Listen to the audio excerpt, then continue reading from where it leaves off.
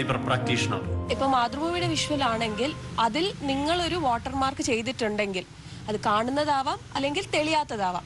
അത് മറ്റൊരാൾ എടുത്തു കഴിഞ്ഞിട്ട് അത് ചിലപ്പോൾ അവർ എഡിറ്റ് ചെയ്യുന്ന സമയത്ത് അത് കാണാത്തതാണെങ്കിൽ അവർ ചിലപ്പം അത് മായ്ക്കാതെ അവരുടേതായിട്ടുള്ള ഒരു സ്റ്റാമ്പ് പതിപ്പിക്കും. അങ്ങനത്തെ ഒരു കേസ് വരുമ്പം ഞങ്ങളെപ്പോലത്തെ ഒരു ഫോറൻസിക് പ്രാക്ടീഷണറിന് ഇത് കംപ്ലീറ്റ് ആയിട്ട് എവിഡൻസ് എടുത്തിട്ട് ഇത് മോഡിഫൈഡ് സാധനമാണ്, ഇതിൻ്റെ ഒറിജിനേറ്റർ നിങ്ങളാണ് എന്നുള്ളത് ഞങ്ങൾക്ക് ക്ലെയിം ചെയ്യാൻ പറ്റും.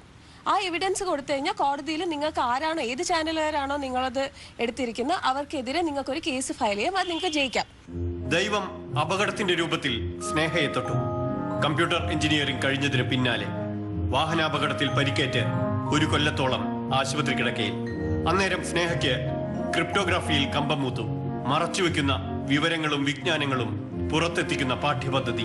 കോഴിക്കോട്ടെ സൈബർ വിദഗ്ധൻ ഡോക്ടർ വിനോദ് ഭട്ടതിരിപ്പാടിന്റെ ശിഷ്യയായി പിന്നീട് സ്നേഹ. എല്ലാ സൈബർ സ്വത്തിനും ഒരു ഉടയവനുണ്ട്, വാട്ടർമാർക്ക് ഇട്ടാലും ഇല്ലെങ്കിലും. അടിച്ചു മാറ്റുന്നവരെ ജാഗ്രത. നിങ്ങളെ പിടിക്കാൻ പകർപ്പവകാശ നിയമവും ഡിജിറ്റൽ നിയമങ്ങളും വേണ്ടത്രയാണ്.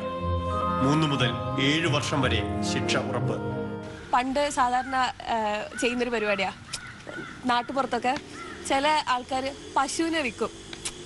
അപ്പോൾ രാത്രി തൊഴുത്തിൽ പോയിട്ട് ഒരു പശുവിനെ കട്ടെടുത്ത് പിറ്റേ ദിവസം അതിനൊരു ചെറിയൊരു ടച്ചപ്പൊക്കെ കൊടുത്ത് ചെറുതായിട്ട് കളറ് മാറ്റി അതിനെ വേറൊരാൾക്ക് കൊണ്ടേ വിൽക്കും. പിറ്റത്തെ ദിവസം അയാൾ കഴുകുമ്പോഴായിരിക്കും ഇതൊക്കെ മാറി. അപ്പോൾ തെളിവായി. രണ്ടാളും തമ്മിൽ ഒരു കേസ് പറഞ്ഞു കഴിഞ്ഞാൽ ഈ പശു എൻ്റെതാണ് എന്നുള്ള തെളിവ് മറ്റേയാളുടെ കയ്യിലുണ്ട്. കാരണം അയാളുടെ ആയിരുന്നു ഈ ഒറിജിനൽ സംഭവം. അതാണ് ലീഗലി ഇവിടെ നടക്കുന്ന സംഭവം.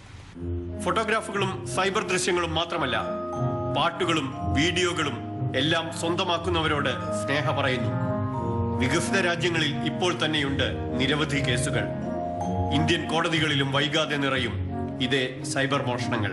എല്ലാ മോഷ്ടാക്കളും വെറും കള്ളന്മാരാണ്, കള്ളന്മാർ.